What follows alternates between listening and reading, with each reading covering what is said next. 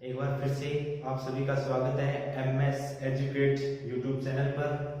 और जैसा कि हम पहले वीडियो के अंदर कर चुके थे पूर्णांकों के बारे में, पूर्णांकों के गुणधर्म और पूर्णांकों का योग, व्यंकलन, गुणा एवं भाग। तो अब उसी टॉपिक को हम आगे बढ़ा रहे हैं और आज हम कर रहे हैं पूर्णांक युग्म। युग्म का मतलब होता है जोड़ा। हम इसको समझने के लिए ऐसे समझ सकते हैं, युग्म का मतलब हो गया जोड़ा। यानी हमारे पास दो संख्या या तीन संख्या, कितनी भी संख्या बता सकता है कि आपको पूर्णांक लेने हैं। तो हम यहाँ पे अपने युग्म के रूप में दो संख्याओं को देखेंगे। अभी किस तरह से हमें सवाल पूछे जाते हैं और उनको हम किस तरह से हल करेंगे। तो पूर्णांक युग्म, तो अपने पास प्रश्न ऐसे आता है कि दो ऋणात्मक पूर्णांक लिखिए, या सॉरी दो धनात्मक पूर्णांक। पहले हम धनात्मक से शुरू कर लेते हैं। तो दो धनात्मक पूर्णांक लिखो जिनका योग, जैसे कह दिया 9। हमें क्या लिखना है, दो धनात्मक पूर्णांक लिख रहे हैं और जिनका योग कितना होना चाहिए, 9। तो अपने को इन सवालों को करने के लिए सबसे पहले तो अपने ये देखना है कि हमें दोनों ही क्या लेने हैं, धनात्मक पूर्णांक। तो हम ये मान के चलते हैं कि मान लीजिए मैंने यहाँ पे एक पूर्णांक ले लिया है और यहाँ पे दूसरा पूर्णांक ले लिया है। दोनों के लिए ब्रैकेट मैंने लगा दिया है और दोनों का क्या करना है, जिनका योग। इसका मतलब यहाँ पे हम निशान लगाएंगे प्लस का। तो यहाँ पे क्या कर दिया हमने कि ये कोई पूर्णांक है, ये दूसरा पूर्णांक है, इन दोनों का योग करेंगे तो बराबर कितना आएगा, 9 वो आएगा। अब दूसरी बात यहाँ पर हम ये समझेंगे कि हमें कहा क्या है, दो धनात्मक पूर्णांक लेने हैं। इसका मतलब इस ब्रैकेट में भी जो संख्या लिखेंगे वो भी प्लस की होगी, इसमें लिखेंगे वो भी प्लस की होगी। तो अपने हिसाब से हम किसी भी संख्या को लिख सकते हैं। जैसे मान लीजिए अब मैं यहाँ पे प्लस है तो यहाँ पे क्या करूंगा 2, और मान लीजिए यहाँ पे लिख दिया मैंने 7। तो इन दोनों को हल करेंगे तो 2 + 7, 2 और 7 कितने हो गए, 9। या मैं इसे भी लिख सकता हूं +1 + 8, ये भी कितना हो गया, 9 हो गया। इसी तरह मैं ऐसे भी लिख सकता हूं +3 + 6। यहां हमें ये ध्यान रखना है कि ये जो दोनों पूर्णांक लिए वो धनात्मक होने चाहिए। दूसरी बात, ये जो निशान है वो हमें जो क्रिया दी गई है, योग दिया गया है, तो यहाँ पे योग का होना चाहिए। तो 6 और 3 में 9, ठीक है। इसी तरह से मैं एक और भी लिख सकता हूँ +4 + 5, ये भी कितना होगा, 9। तो हमें प्रश्न में पूछा जाएगा कि कोई एक युग्म लिखिए, या ऐसे कर दिया कि दो धनात्मक पूर्णांक लिखिए, लिखो जिनका योग 9 है। तो मैंने यहाँ 4 आपको बताए हैं, इनमें से आप जो भी करोगे वो सारे के सारे क्या होंगे, सही होंगे। अब इसी को दूसरे रूप में इसी के अंदर देखते हैं कि दूसरे अंदर हमें ये दे दिया जाए कि दो धनात्मक न लेके, यहाँ पे हमें ये कह दिया जाए कि एक धनात्मक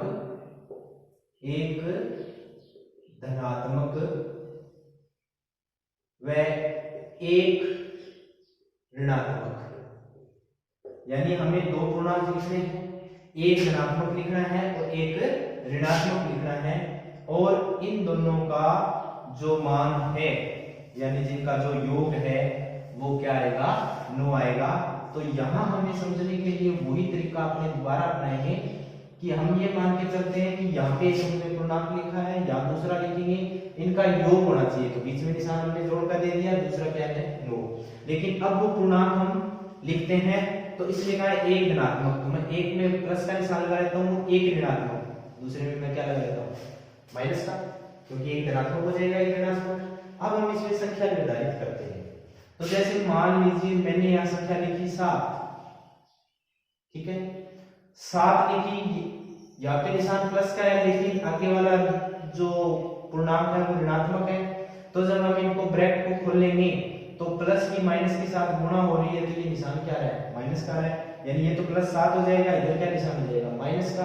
अब यहाँ यदि मैं एक भी करूं तो देखो 7 में से कुछ ना कुछ कम होगा, 1 2 3 4, तो घटाव करेंगे तो यहाँ क्या जो मान आएगा वो 7 से छोटा होगा, 7 से क्या होगा, कम होगा। इसका मतलब यहाँ पे मुझे पूर्णांक युग्म क्या लेना पड़ेगा, बड़ा लेना पड़ेगा। अब मैं यहाँ पे 7 को मिटाओगे, ये जैसे मान लीजिए आपको मैं लिख देता हूँ 10। तो जैसे ही मैंने यहाँ पे 10 लिखा तो माइनस में से 1 करेंगे तो देखो क्या आ रहा है, 9 आ रहा है। 10 माइनस 1 किया तो क्या है, 9 आएगा।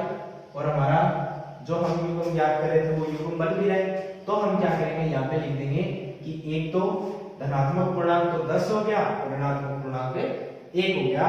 और जब हम इन दोनों का योग करेंगे तो मान कितना आ रहा है, 9 आ रहा है। इसी तरह से मान लीजिए अपने और दूसरा युग्म निकाले तो मैं मान लूं, क्योंकि ये तो निश्चित हो गया कि हमें एक युग्म बड़ा लेना पड़ेगा।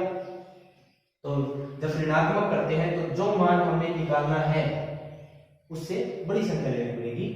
तो 11 ले लिया, तो 11 प्लस माइनस यहाँ पे मुझे क्या करना पड़ेगा, 2, यानी 11 में से 2 कट जाएगा।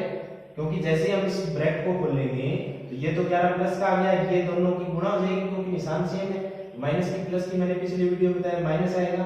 और ये कितना होगा, 2, और 11 में से 2 गए, अपने पास मान कितना आ रहा है, 9। तो इसका मतलब एक युग्म तो एक संख्या धनात्मक तो होगी प्लस की 11 और ऋणात्मक की होगी -2। इसी तरह से अगला हम देखें तो मान लीजिए मैं मान लेता हूं कि यहाँ पे 12 ले लेता हूं प्लस यहाँ पे माइनस का 3 आ जाएगा। तो 12 में से 3 गए 9, क्योंकि ये निशान क्या आ जाएगा, माइनस का हो जाएगा। इस तरह से हम यहाँ से एक एक बढ़ाते जाएंगे, एक एक संख्या है वो बढ़ती जाएगी और एक धनात्मक और एक ऋणात्मक पूर्णांकों का योग है वो 9 हो रहा है। ठीक है, अब हम इसी सवाल के अंदर ये कह दें कि ऐसा धनात्मक या एक धनात्मक और एक ऋणात्मक पूर्णांक लिखिए जिनका योग -9 आए। यहां पे मैंने क्या कह दिया, -9 आए।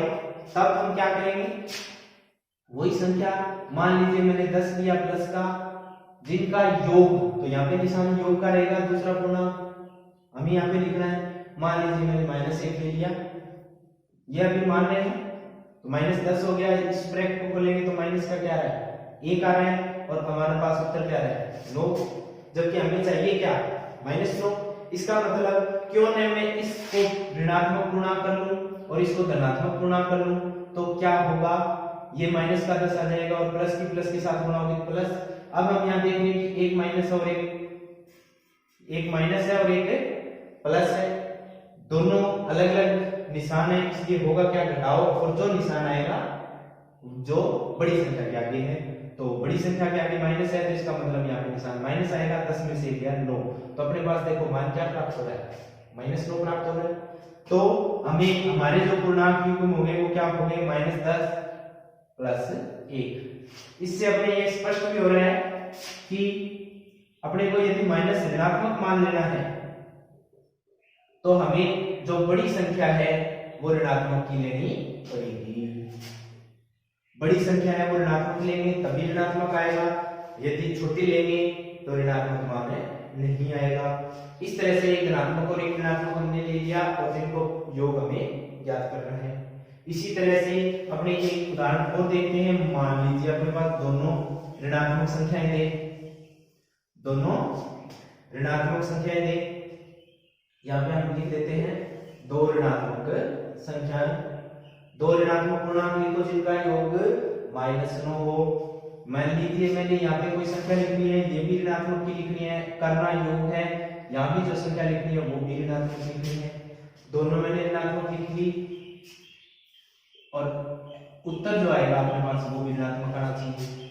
अब हम क्या करेंगे, मान लीजिए यहाँ मैंने 1 ले लिया, छोटे रूप में शुरू करते हैं, 1 ले लिया और यहाँ पर मैंने जैसे मान लीजिए 7 ले लिया एक बार के लिए। तो जैसे ही हम पहले इस ब्रैकेट को खोलेंगे तो ये -1 हो गया, इन दोनों की जब गुणा करेंगे तो ये भी क्या हो जाएगा, माइनस का हो जाएगा और इधर क्या हो गया 7। और मैंने बताया है कि दोनों यदि निशान एक जैसे हैं तो योग होगा, निशान वही आएगा जो दिया गया है। तो यहाँ ये मान आ गया अपने पास -8। तो हमें चाहिए -9, तो क्यों ना मैं इसको 2 कर लूं, ये भी कितना हो गया 2 -2 -7, ये कितना हो गया 9।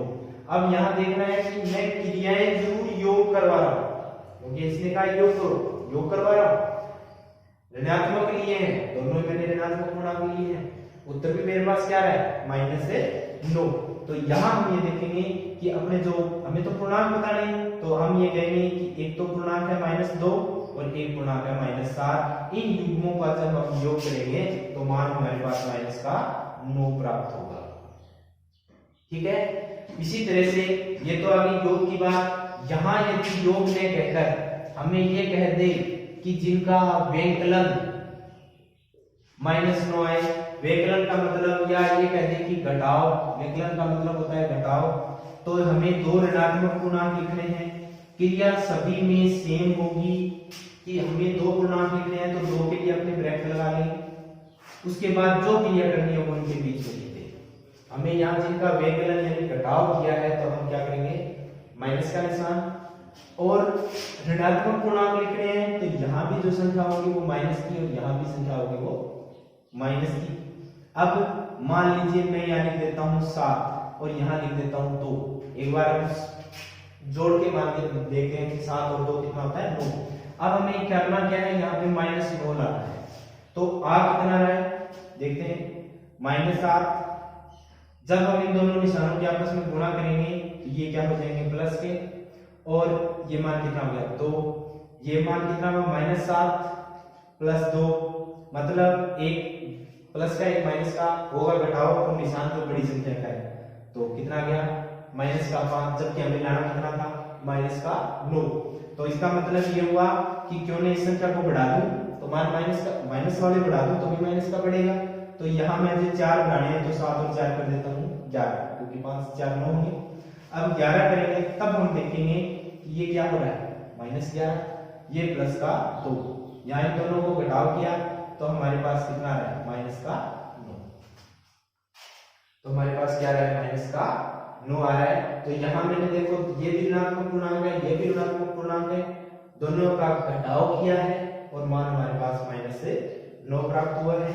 इसी तरह मान लीजिए इसमें -9 देकर प्लस का 2 दे दे, तो हमें ये देखना है कि प्लस वाली संख्या बढ़ कौन सी रही है, जो बाद में पूर्णांक ले रहे हैं वो प्लस की बन रही है। ये देखो माइनस करेंगे तब प्लस बन रही है ना, इसका मतलब ये संख्या हम बड़ी ले लेते हैं, तो बड़ी ले लेंगे तो इनको उल्टा कर देंगे, ये तो प्लस की ले सॉरी ये तो यहाँ पे माइनस वाले 2, यहाँ पे माइनस का 2 ले लेंगे और यहाँ पे माइनस का 11 ले लेंगे। तब देखो क्या बनेगा, -2 माइनस प्लस हो गया और ये क्या हो गया 11। अब दोनों का घटाव हो रहा है, लेकिन यहाँ जो बड़ी संख्या है वो धनात्मक है, इसलिए इसका मान भी +9 प्राप्त होगा, जो हमने कहा था।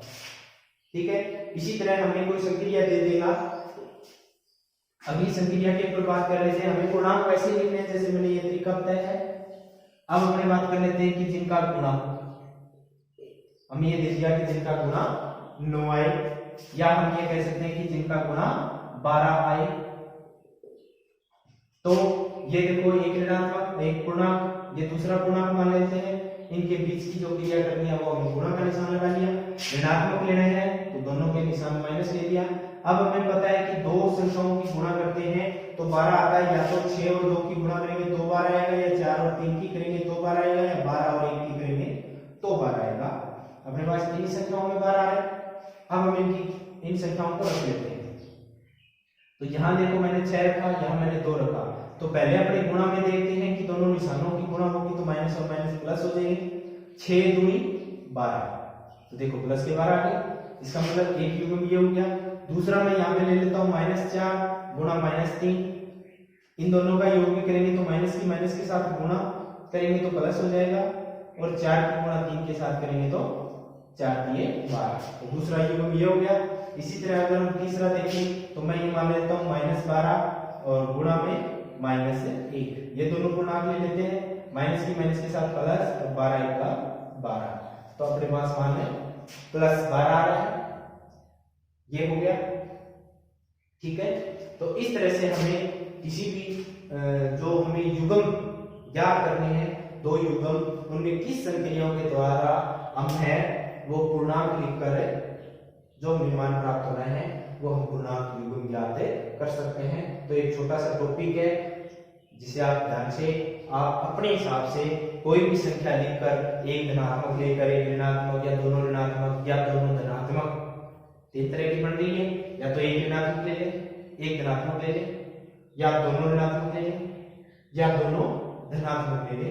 इस तरह से तीनों के अंदर हमें योग क्रिया भी करवा दें, व्यकलन क्रिया भी करवा दें, गुणा की क्रिया भी करवा दें और भाग की क्रिया भी करवा दें। इसके अलावा यहाँ पे जो मान प्राप्त हो रहा है वो +12 भी रख ले, कोई भी संख्या रख सकते हैं, यहाँ पे धनात्मक संख्या भी रख के देख ले, ऋणात्मक संख्या भी रख के देख ले। तो इस हिसाब से आप प्रत्येक का एक एक उदाहरण है वो हल करके देखोगे तो ये पूरा का पूरा टॉपिक है आपके समझ में आ जाएगा। तो आज के लिए इतना ही, धन्यवाद।